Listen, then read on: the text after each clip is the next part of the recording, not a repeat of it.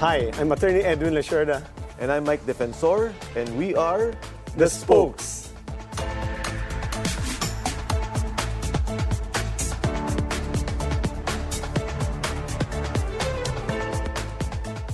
From the palace halls then to our group chats now, We will be giving you conversations that will make you think and assess. so that you could come up with your own personal opinion.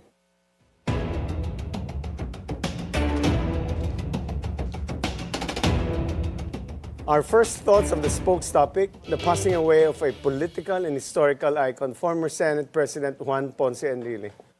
So ano, no? Tiyempo. Tiyempo tayo, no? Yes. Actually, Sec Edwin, di ba when we interviewed Senator Gringo Nasan, okay, until I think the next day, he was still okay. And then, from what I understand, he asked na he be brought home, tapos dun na. He passed I away. saw in the text sa X, no, sabi ni the son, Jackie Ponce Enrile, that he was 103 years old, but apparently, officially yata 101. Oo nga, doon din ako nagtataka. Kaya Doon sa age ni Senator Juan Ponce Enrile. Hindi kasi napansin uso ko ang yun. birth certificate sa Pero ang lakas ni Senator Juan Ponce Enrile, even before he died, I know for a fact kasi si Senator Gringo would tell me about their conversations that he was very sharp. Talagang to the end, ano? To the end. You mentioned nga 2 weeks ago, nag-meet sila and they were still discussing political national concerns. Diba? Yes, oo. So, his legacy will be quite mixed, no? Yes. Kasi in the first part, but he was a brilliant lawyer, by the way. Yes. Yung kwento ng buhay niya, ang ganda talaga, galing sa Cagayan na anak sa labas, tapos kinuha ng father. Kinuha. And then late, nag-high school, tapos, very outstanding, no? Valedictorian. Very brilliant. No? He went to Harvard Yes. Law School. Pero Seka, ang isang tinitingnan ko, no? Of course, si Senator Johnny will be remembered as one of those who, ito yung mga icons, di ba, in Right. Philippine politics.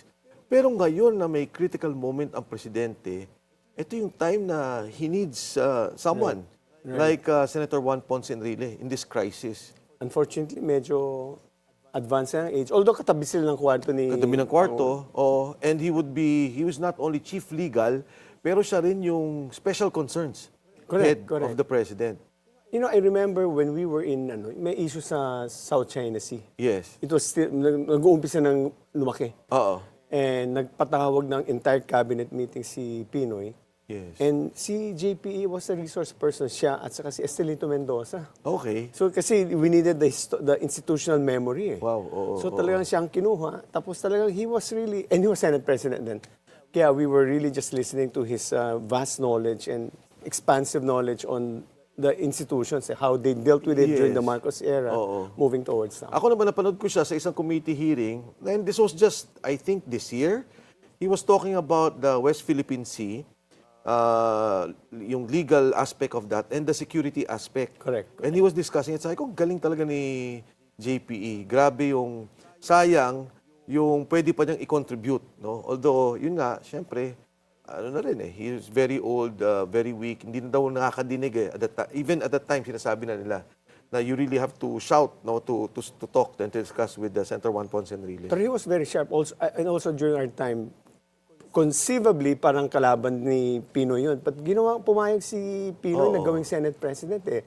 And he was aligned with the direction of Pinoy. Yes. So very, ang galing niya humawak ng Senate presidency eh. At least that was his last, I mean not the last, but in terms of the Senate, malaki rin ang legacy niya sa... So tingin mo talagang in the end din naman, sila ni Pinoy, ayos din. Yeah, Wala din ayos sila. problema. Unfortunately, pumasok yung scam, ang tawag doon, yung PDAF. PDAF scam, yeah. So kaya PDAF medyo issue. he was one of the... But that was based on the investigations of Secretary Laila and sila ombudsman. But between themselves, maayos yung relations sila. Nung initially niyan, during the time of President GMA, may friction din sila eh. Ah, talaga? Because if you recall, siya yung one of those in the impeachment of ERAP perceived to be siding with President ERAP. So for a time, medyo problema. Okay. I could feel the friction. Pero later on naman, as you said, tinatanong siya, kinakausap siya, and eventually, yun na, parang naging na siya, tumutulong na naman siya. And if you nitong kailan lang, doon sa MMDA I attended, yung Yes. tas siya yung nag-post eh. Sabi niya, what are you doing then? Hindi ka naman appointed. Ang ginawa ko, I called him up. I called him up at 7:30 in the evening. Sabi nung aide, sir, nakatulog lang. Sabi niya, can we call you? Tapos, pag tumawag siya kaagad. Sabi ko, sir, Manong, Manong tawag namin. O sabi niya, Mike, what can I do for you? Sabi ko, sir, tinira mo ako dun sa sa MMDA hearing. Sabi niya, pasensya ka na. Sabi niya kasi, I'm protecting the president. Ayoko na may ganun. Sir, sabi ko, kaya ako nandun because of the opening of classes. I wanted to make sure na walang, kasi after COVID baka mamaya, sabihin, biglang na lang nagka-traffic during that time. So, sabi niya, pasensya ka na rin. Sabi, sir, okay lang po. Sabi ko, yun lang naman po yung intent ko. Pasensya ka na rin na, Mike, sabi ko, thank you, sir, salamat po. Ganun lang. And then, anytime, ako, even the day before, when he was in the hospital, nag-message ako kay Ma'am Katrina, who's now the head of CESA. And then, when he died, I also messaged her. I just wanted to ask you, based on experience sa House, no, ano ang protocol dyan once a Senate President, a Senator, and a Cabinet Secretary passed away? Si Senator Enrile kasi naging congressman Correct. So, naging senator. So, I would think he will be brought, or pwedeng isa na lang. Okay. Either the Congress or Senate. Hindi pwedeng dalawa kasi... Pwede rin naman sa kanya. In his Sa case. Palasyo kaya, magkakaroon ba yan? I would think Depende kila Ma'am Katrina kung anong gagawin nila. Pero alam mo naman, Senator Enrile, lahat napuntahan na, di ba? Correct. Kaya, so we'll see, no? For our next thoughts of the spokes topic, the ICI recommending charges against former DPWH Secretary Manny Banoan and 3 more sitting or former senators. So, tuloy-tuloy na. Alam mo, Seka, yung itong pag-file, hindi ko pa alam kung ano yung file. Pero yung press conference ni Presidente kahapon, medyo wala akong narinig from any of my friends na nagustuhan. Kasi this is a follow-up Sabi nung ICI kaagad, they will file. But previous to that, si D.E. Alcantara down, pagkatapos 5 contractors ang mag-file. So medyo parang with the senators, hindi ko alam, but if you assess yung issue, it's all Bulacan except for Cheese Escudero. Yes.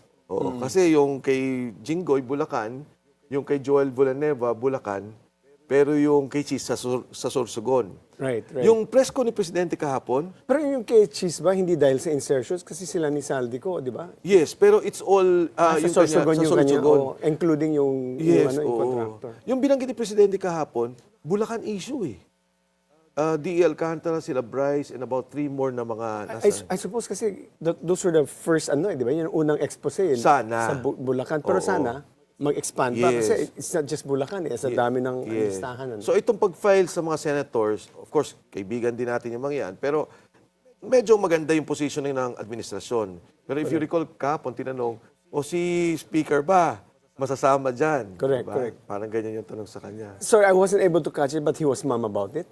No, he said, sabi niya, as of now, wala pa. But if there will be evidence, sabi niya, then we will file. So, parang may ganyan. Tapos yun nga, alam mo, sa Edwin, yung isang sinasabi nila, baka pwedeng mas bilisan.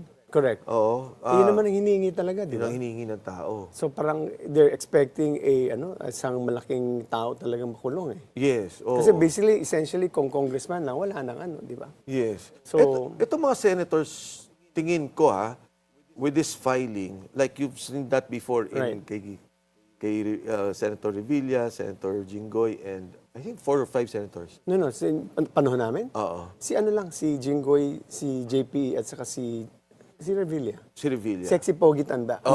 So how do you think this would be, like ngayon, 3 senador na naman? I think kasi kung pag the issue will be plunder, mas madaling i-file yan I don't know if it's going to be plunder, if it's going to be graft and corruption, all that. I recommend already some of the charges. No? So it will be up to the ombudsman to file. And basically, si Boeing was already there in the hearings. So more or less, accelerated yung filing. Sa kanya nang galing Correct, yung affidavit about this. Yeah. Okay, tingnan natin. So for our next thoughts of the spokes topic, Saldico is not the VIP witness of today's Senate Blue Ribbon hearing. Senate Blue Committee hearing. So, paano na to?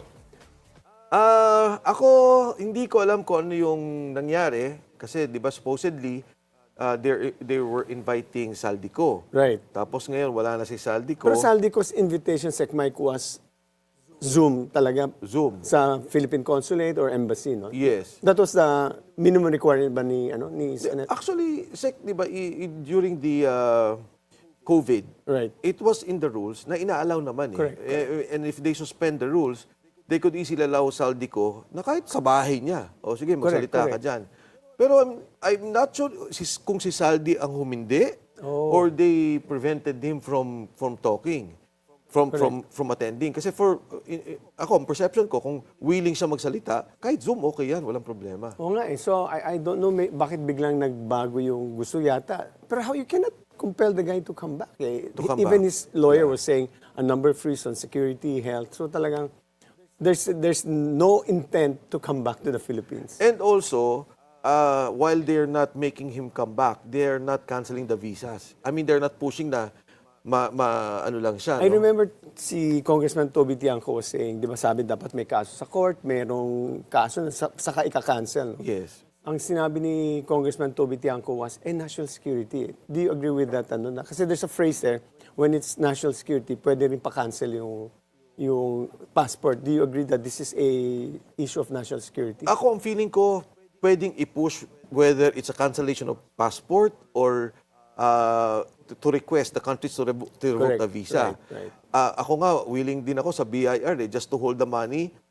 Ano nila, assess nila. Tapos find basis para lang ma-hold yung pondo just so yung initial reaction magawa if they are still building the case. Ang hindi ko kasi gusto nangyari, parang andito tayo, nag-iimbestiga, inaayos natin, nawawala na yung pera, nawawala na yung mga tao. Kisaldico is out. Manny Binoan is out. Of course, yung mga senators, hindi aalis yan. Pero what about the other people involved? No? As of now, wala pa kay Speaker Martin. Okay. Hindi pa natin alam yung mga USECs na involved. Bonoan, si Bernardo Cabral were mentioned. So ito yung mga critical na mga tao dito sa issue na to. Anyway, congratulations muna, naka 5 days ka na pala rito. Sige, pinahirapan lang. Marami tayong pag-usapan, no? But this wraps up the Spokes Insights on hot topics. We'll take a short break, and when we come back, a young idealist politiko will join our discussion. Parang tayo lang yan, Mike, ages ago. Decades ago. The Spokes will return after these reminders.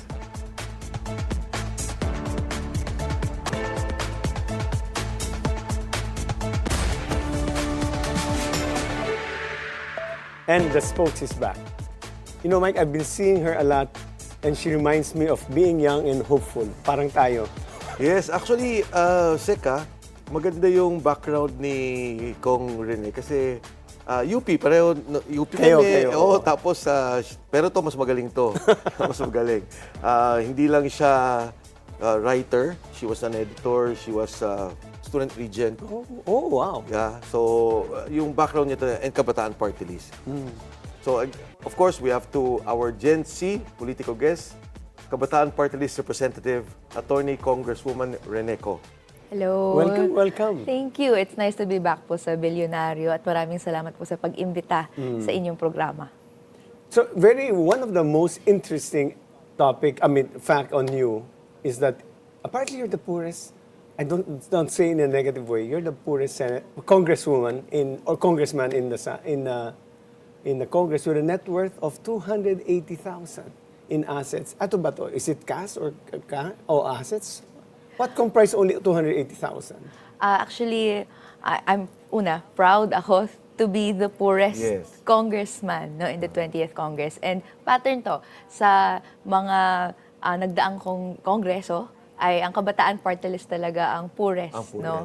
Yes. Dahil not only, one may factor na we're young, Yes. Yung savings, ganyan, kakalabas lang namin ng school.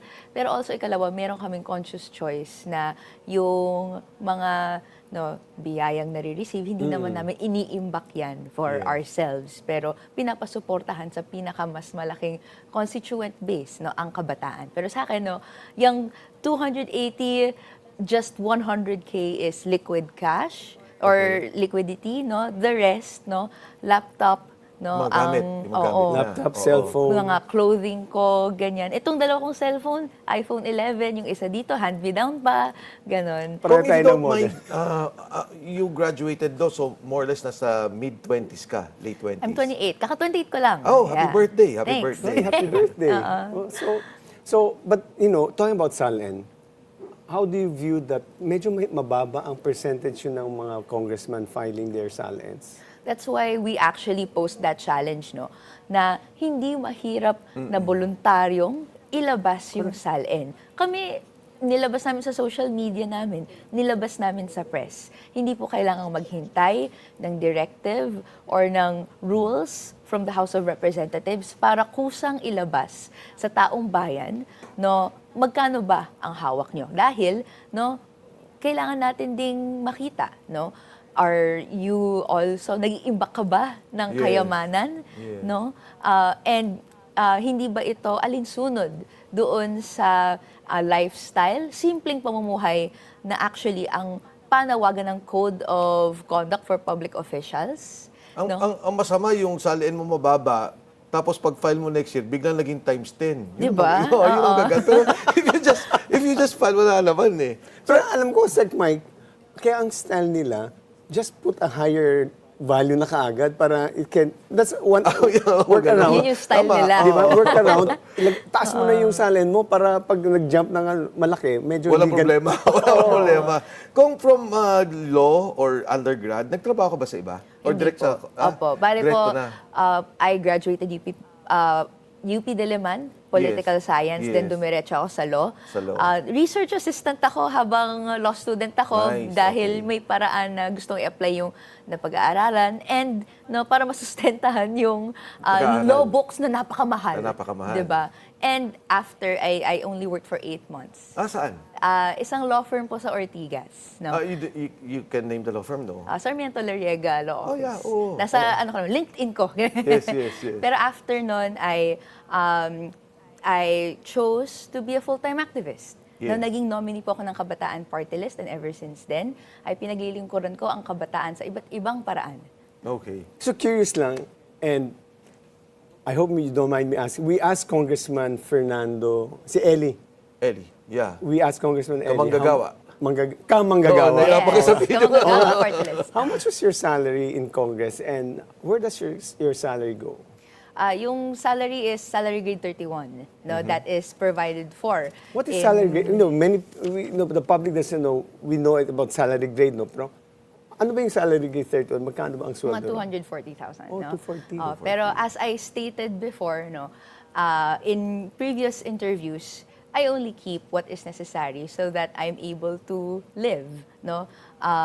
Para makakain ako, para sa mga daily necessities and the rest, no? Doon sa party list? Yes. Okay. apa. Si Kong Eli, he told us that he only keeps 16,000 of the 240. He keeps, I suppose net na yan, no? Net of taxes. 16,000. If you don't mind, how much more or less do you, which is minimum wage pala yung 16,000.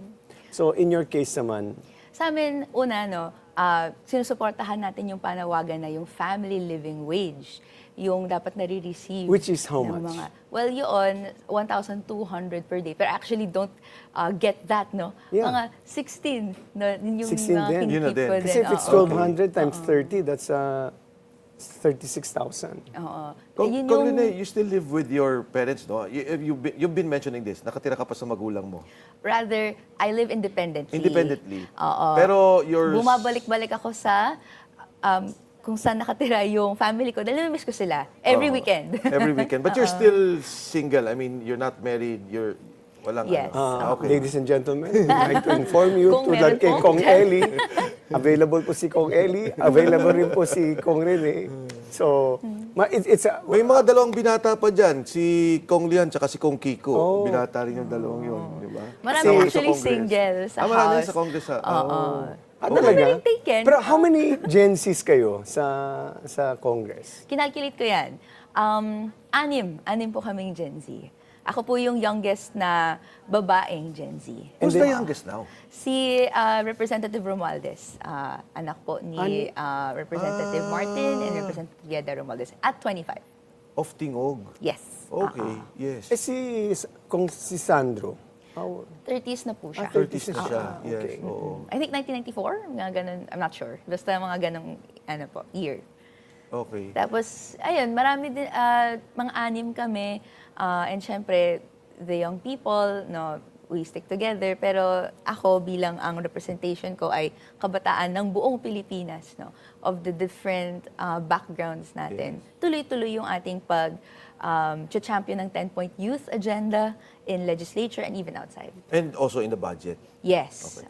Kung ito, medyo papasokan ko tong question. You know, one of the things that has always been debated on a conceptual level, maging sa, nagkakaroon ng away yan sa Kongreso sinasabi nila parati, yung Kabataan Party-list is connected to the New People's Army, diba? To the CPP-NPA. So, I just wanted to ask, are you against yung armed struggle or do you reject that as part of yung pakikipaparaan ng pagbabago sa lipunan? Pero sa atin, we recognize that Okay. existence. That's something na absent sa discussions na as if this is something na kailangang i-sweep under the rug. No, there is a reason why that exists. Okay. Dahil may mga The reason roots, why armed struggle exists. Okay. Dahil may mga issues na hindi pa nasasagot kung paano pinapalakad ang lipunan. No, Okay. that's why hindi lang NPA, may MNLF, may MILF, although ang alam ko MNLF, May hindi na po. BIF, ano pa ngayon? Oo. Bangsamoro. So, kailangan pong seryosohin ng gobyerno yung pag-undertake and paggagawa ng kondisyon for peace negotiations to occur. Pero ano po ang nakikita natin ditong pattern with this current administration ni President Marcos Jr. Yes. Siya po mismo yung naglalagay ng mga obstacles and ng balakid for any sort of peace negotiations to occur. No? Paano po mangyayari yon kung at every turn ay yung mga nagpapanawagan ng pagbabago sa lipunan ay blanket yan. Mga I'm komunista, going to be red flag, very ganyan. straight with you. You sound like you're condoning armed struggle because you said it's a reality. But the question of Sec Mike was, and very categorically, is Kabataan Party-list connected with the New People's Army? Hindi po siya connected sa New People's Army. No, and actually every time na gagawin yon ay we sort of raise the flag na baka red tagging yung nangyayari. Pero siguro I want to be clear. Yeah. Sige, go. Sa bahagi po ng armed struggle, kailangan po nating i-recognize that it exists. And sa bahagi ng personal opinion ko, kailangan nating i-recognize na bakit ba siya nandiyan and i-resolve yung roots ng Yung armed problema. conflict. Yes. Instead na kitilin o supilin yung armed struggle, pag-usapan at itingnan kung bakit may ganitong problema. Exactly. That's why you're calling for the peace process. Yes, exactly. And kaya po ngayon nga, we're seeing the effects, kung bakit may panawagan ng armed struggle in the first place. Dahil ano bang effects nun? Andyan yung pork barrel system, nandyan pa rin yung malawakang corruption, and in the first place, ito naman yung mga binring up na reasons ng New People's Army, ng CPP, and why they're undertaking yung path na yon, and why merong mga nag-undertake ng path na yon. So, unang-una, kung gusto natin na may end of armed struggle, kailangan yung pinaka-reasons for it to exist. Bakit andyan at i-resolve. But right now, what we're seeing, hindi po siya nare-resolve. I just give you an institutional. Way back in our time, we were dealing with two peace negotiations. One with the MILF and one with the CPP. And I'll tell you frankly, kasama mo si Nani Braganza, ang representative ng government. And this is the hard truth.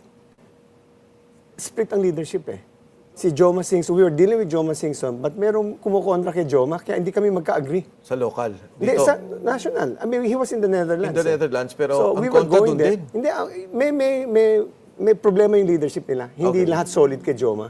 Okay. So, I forgot the name of that couple. Yeah. So, but it's not, we were able to do a peace agreement with the MILF But however, the principles that you were asking, that the CPP-NPA was asking sa Jowa, medyo hindi, we couldn't connect eh. But anyway, may tanong ako, ang prangka ng tanong mo, Sec Mike, Hindi, para klaro. ikaw yung panahon ka na aktivista, connected ka rin ba sa CPP?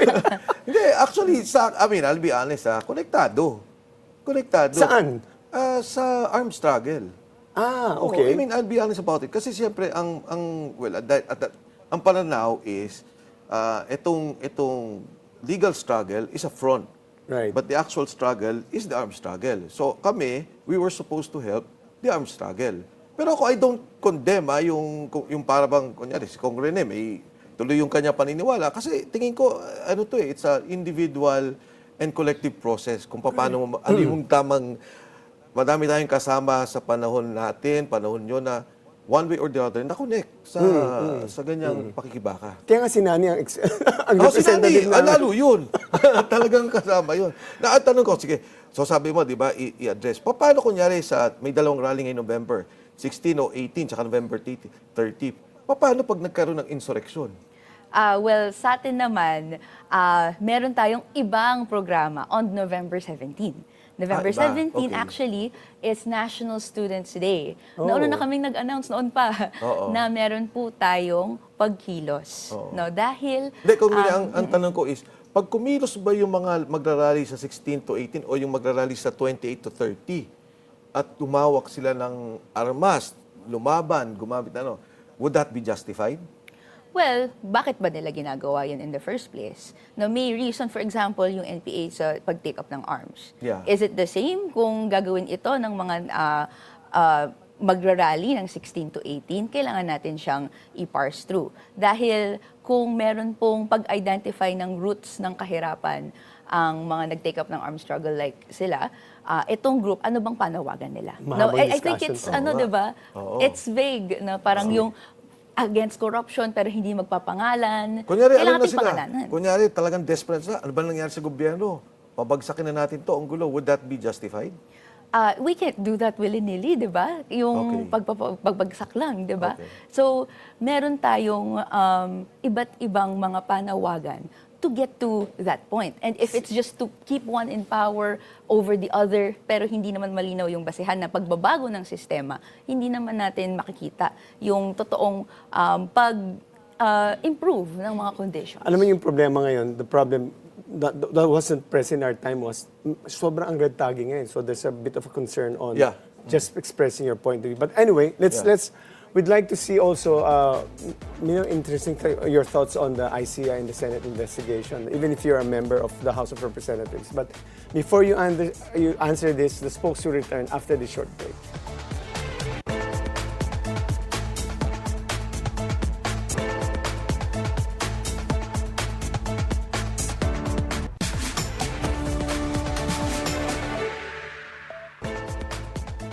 And the spokes is back, still with Congresswoman Renee Co. This time, we'd like to get your thoughts on the ongoing ICI and Senate hearing investigation. Anong pananaw niyo?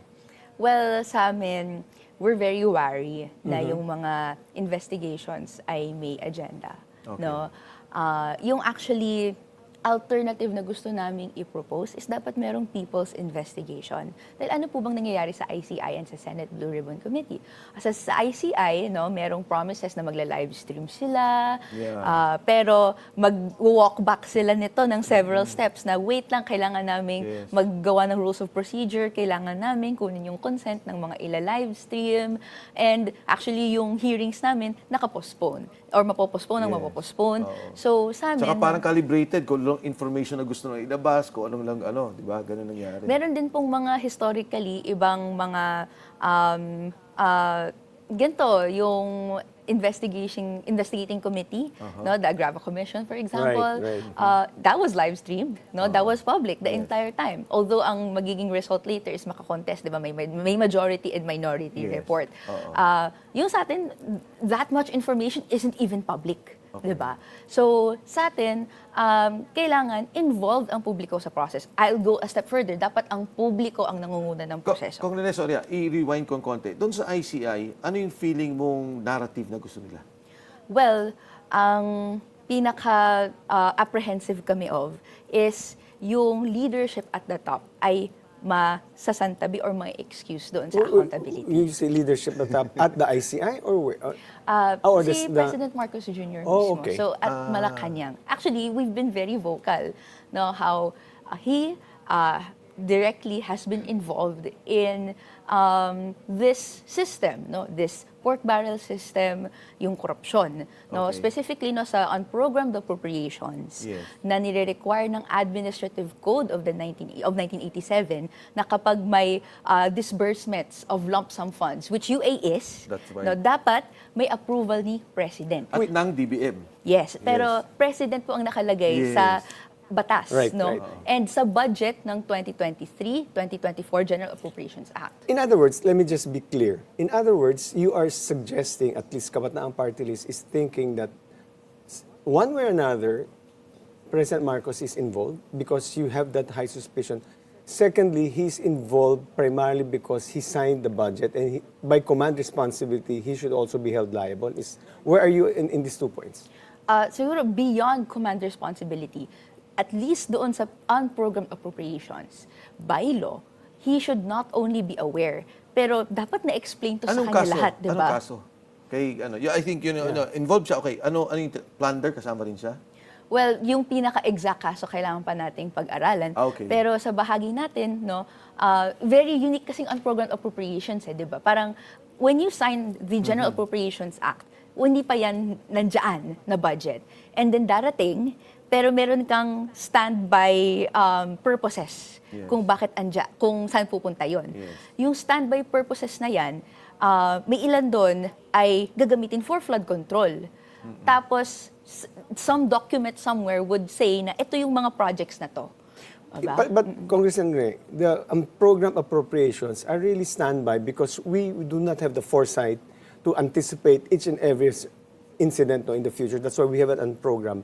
However, that unprogrammed appropriation is tentative kung merong additional income, Kung may additional pera. revenue, Oo. kung may pera. Oo. So what part of that are you against? Because against kayo sa unprogrammed because merong flood control doon. Because foreign assisted talagang nilagay doon eh. For one reason or another, I don't know why it's there. Kasi may pondo na yan eh. At saka commitment yun. Correct, commitment yan eh. In recent times, sobrang lumobo ng unprogrammed appropriations. Hindi siya gaya noon na you can really count on your fingers kung ano yung pupuntahan nito. Pero ngayon, lumaki na talaga. Bakit hindi na lang ito ilagay sa pinaka-program na appropriations or even under the Constitution, may supplemental budget that you could pass Correct. para transparent at na-account for ng mamamayan kung saan napupunta. But instead, meron ditong untransparent process, meron ngang time na yung PhilHealth na parang standby nilang fund no ay pinull out, Nilagay doon. tapos nilagay sa ibang proyekto, Yes. even so far as funding yung dapat na increase in salaries of teachers na dapat nasa Actually, programmed budget. Unconstitutional yan eh. Yung paglipat. Oo, Oo. unconstitutional Hindi, kung balik ko dun sa unprogram ba, kasi di ba, tama yung sabi ni Sec Edwin eh. Kaya lang naman pwede yan pagka may pondo ka ng extra. Kaya ang nilagay mo sa unprogram. Correct. Are you saying, kunyari, from what you're saying, equally liable si Presidente. Kung yung Bulacan Group ay unprogram yung pondong nun at siya yung nag-release nun, kung plunder ang kaso, dapat plunder din Yung siya. maano ko lang, si Sec Tama Mike, ba? yung tama sabi mo, kasi may unprogrammed part doon, yung kay Joel Villanueva. Yes. Kasi yung kay Jinggoy, nakalatag eh. Oo. Yung hinanap nila ni Senping yung kay Joel. Nasa unprogram. Nasa unprogrammed pala, around 600 So, million. he is equally liable. Siguro for me, kailangan nating pag-aralan. That's why actually yung call ko is lahat ng mga documents kailangan ilabas. Ako, Okay. dahil lawyer, alam naman natin yung profession, ayokong magtatak in stone Yes. yung particular thing Yes. kung hindi ko pa nakikita lahat ng dokumento. Pero what we are aware of is dapat may Walang liability taguan. siya. Tsaka walang Oo, taguan sa oo, ICI. exactly. Pag nakita mong may problema siya, file ka ng impeachment, you could do that. Oo, that's not off the table. Yeah. No? And kaya din po, lahat ng sangkot, included no, si President Marcos Jr., si VP Sara Duterte, kung paano natin nakikita yung katiwalian, no, nasa forefront tayo ng Yes. pag-hold accountable sa kanila sa ganitong proseso and syempre sa pagpanawagan sa kalsada. Yes. Na lahat tayo dapat mag-act upon this kinds of anomalies in our everyday life. So paano yung ano no? Wait, you've raised your concerns on the ICI, but how about the Senate Blue Ribbon? Well, sa bahagi nito, no, parang actually, may tinitingnan ako na bakit yung sa Infracom hindi nagpapatuloy dito sa Senate Blue Ribbon ay tuloy-tuloy Kasi lang. di ba ang sabi, kasama doon yung mga contract. Oh, tsaka ganun din. tuloy na Oo. Senate eh. For 2 weeks, ang ICI pa nga nagtuloy-tuloy eh. Oo.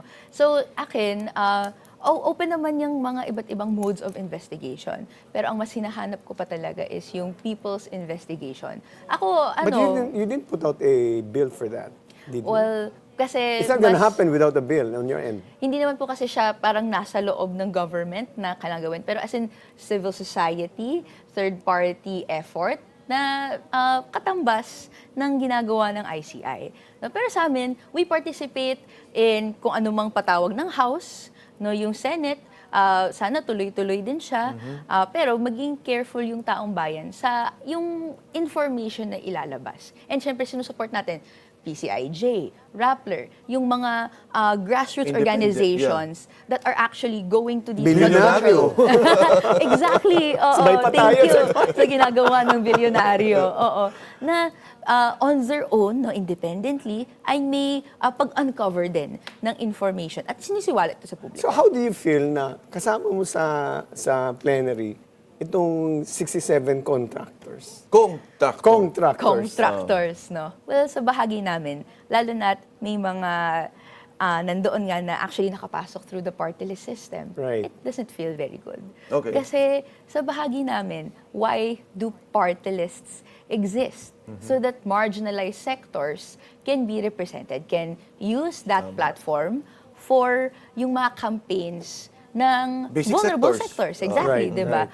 Pero ang That was the nangyayari- original intent of the constitutional commissioners, right? And actually, nag-meeting yung Committee on Suffrage recently. No, ang binukas din ng COMELEC no, ay sana magkaroon na talaga ng reforms sa party list system. Rene, balik ako dun sa investigation. In the House, you have several mechanisms. Pwede ka sa public accountability, pwede ka sa good government. Have you ever filed an investigation para itulak tong investigation ng nitong problema sa flood control and ghost projects? Yes po. We filed several resolutions. No? Okay. Pero yung pinaka-recent siguro is yung final ni final ng Makabayan Block. Okay. Pero yung physically andoon si Representative Tino Okay. on flood control projects in Davao City. Okay. So, Bakit Davao lang? Well, kasi sinisiwalat din naman natin yung lahat. No? Pero di in ba- particular di ba sa pangit Davao, tingnan na may ganun na biases? I mean, sa akin, when you mention na imbestigan mo But si... obviously, Sec Mike, they're going after the Duterte time. Hindi, kasi Pero- then nagkakaroon ng bias. Kasi for me, nung sinabi ni Congress na gusto ko imbestigan si Presidente, gusto ko imbestigan si Anday Sara, okay ako. Tama yun. Pero when you file just for Davao, parang medyo mali. pero hindi naman specifically kay VP Sara Duterte, di ba? These are projects nominated by various congresspeople of Davao. No? So, Did you file, for example, about Cebu? nag-file tayo ng iba't ibang resolutions in relation sa flood control and corruption sa iba din. No? Pwede po nating i-check. But seriously, Oo. Kong Rene, I mean, that's, were you going after, and let's be honest with it, were you going after, by Representative Tino filing that bill, going after the corruption that existed in the Duterte administration? Yes, but not only Duterte. Correct. No?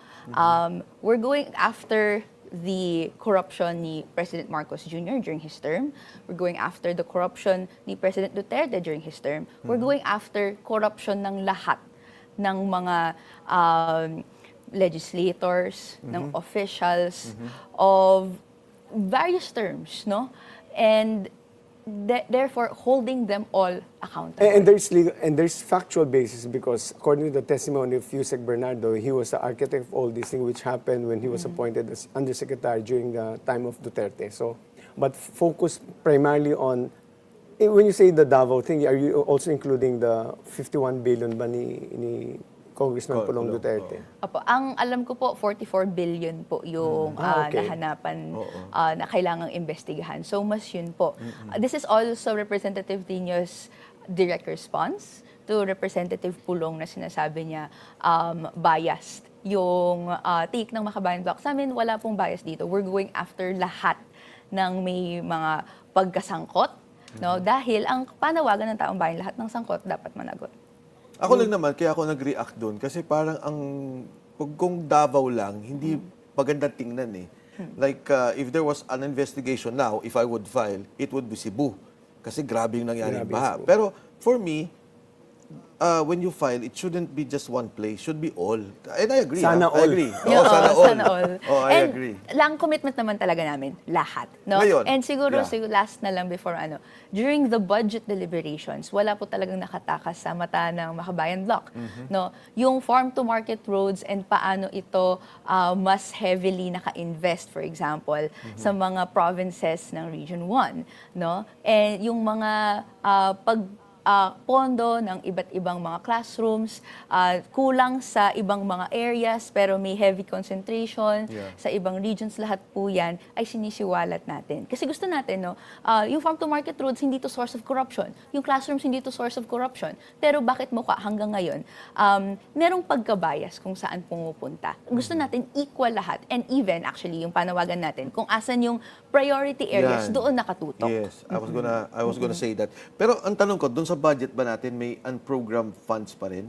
At saka yung for later release? Yes po, meron pa rin. Meron pa And rin. yun yung reason why we said no, among many reasons, no?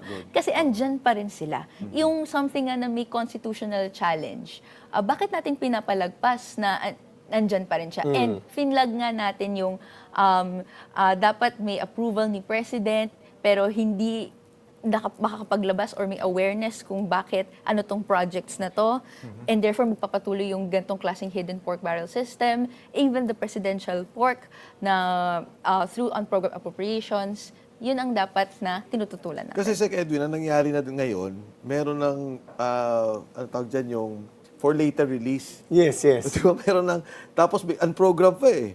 So, papayagan ka nila, o sige maglagay ka, pero tingnan natin for later release. So, palakasan na yun kung sino makakuha ng Yun for nga. later Pero release. alam mo, nung panahon nyo, walang problema, sir. You know why wala silang problema? Kasi ang budget nila parati reenacted. No, but I have a question for you. This is your first term as a party-list representative. Yes. So, what's your expectation? Will you be leading there are plans to file another impeachment case against Vice President Sara Duterte by next year. What are your thoughts on that?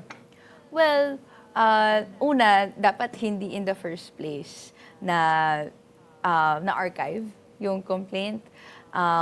Right now, may pending motion for reconsideration pa rin sa Supreme Court. We're hoping for the best. Pero may bahagi sa aking dismayado na baka hindi na talaga gumalaw. Pero handa po mag-refile tayo come February. Are you planning to? Yes po, we're planning to. Under the same charges? Baka nagkaroon ng pagkadagdag, no? So, pinag-aaralan natin yan. But you have to go through the process again if may idadagdag kayong di ba? The Supreme Court has made it quite difficult to, even in the House level pa lang, medyo very tedious na yung ginawang proseso ni Supreme Court, di ba? Opo. So, we'll see kung ano po yung magiging developments.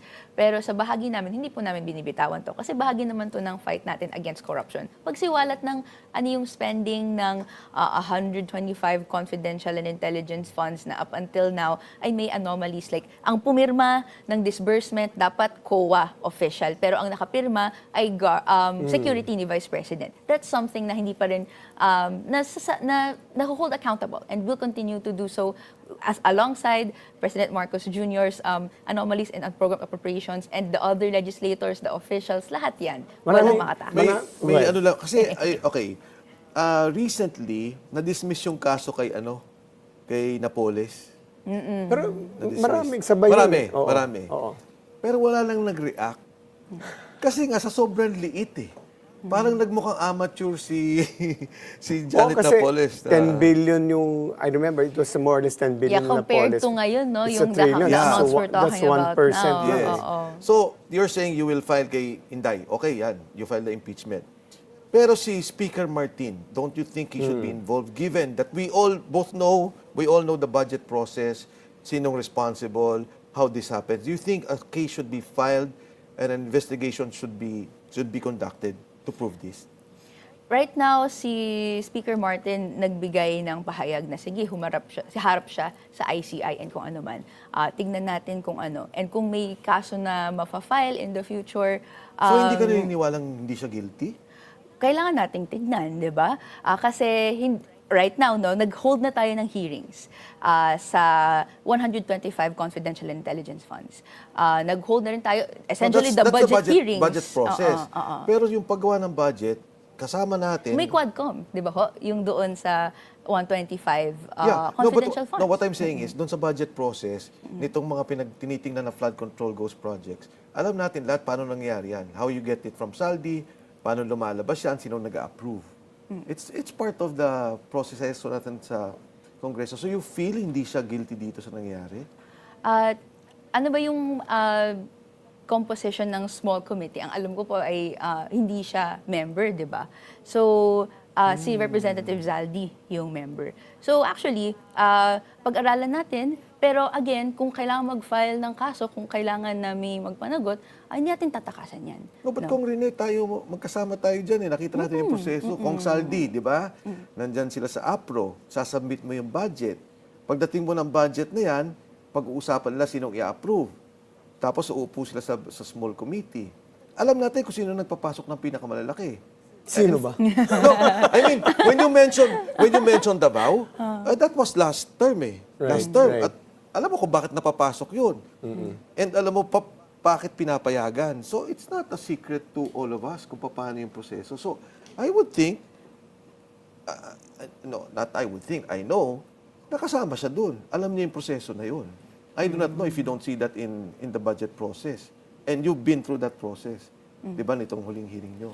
Oh, well, actually, talaga pagka minority ka, ang daming paraan para tinatanggal ka sa buong pagtingin, big picture ng budget process. Talagang nagkukumahog tayo para lang ma-register yung pananaw natin. And Hindi na even natin yun, no? Ito may investigation sa Senate Blue Ribbon eh. Pero balik muna tayo sa mga Gen Zs. Oh, sige. Ano ang pananaw mo kay Meow Meow?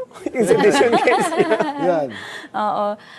Well, Congressman Kiko Barzaga is free, syempre, to express himself as Nag-uusap a kayo? legislator. Well, we are collegial, no, sa... By that you mean you don't speak to each other? Congressman Kiko Barzaga can attest na we have Nagkakwentuhan conversations. kayo? Okay. And we have conversations also on He's also legislative single, no? measures. He's also single. Pero Yeah. syempre sa Oo, atin, oo. meron siyang ilang takes na we don't agree with. For example, Sure, yung sa Mindanao secession. Sure, oo. No, hindi naman natin pananaw yan. No, and even yung pag-hold accountable sa officials, gusto natin nasa taong bayan yung kapangyarihan. No, siguro I hope that he was there in September 21 pero wala po siya noong mobilization na yon. Oo. And sana tuloy-tuloy yung gawain natin sa pag-hold account. Kung Lian, kakwentuhan mo rin, Lian Liviste. Liviste. We are also collegial. Mayroong conversations tayo in Teka, Congress. may term ng collegian eh. So, Alam ko na diplomatic way. sagot ko pagka may nagtanong, we're collegial. So talagang, but you know, you're a lawyer. And you know, ang kwento sa house, medyo, he's not, yung mindset niya is different.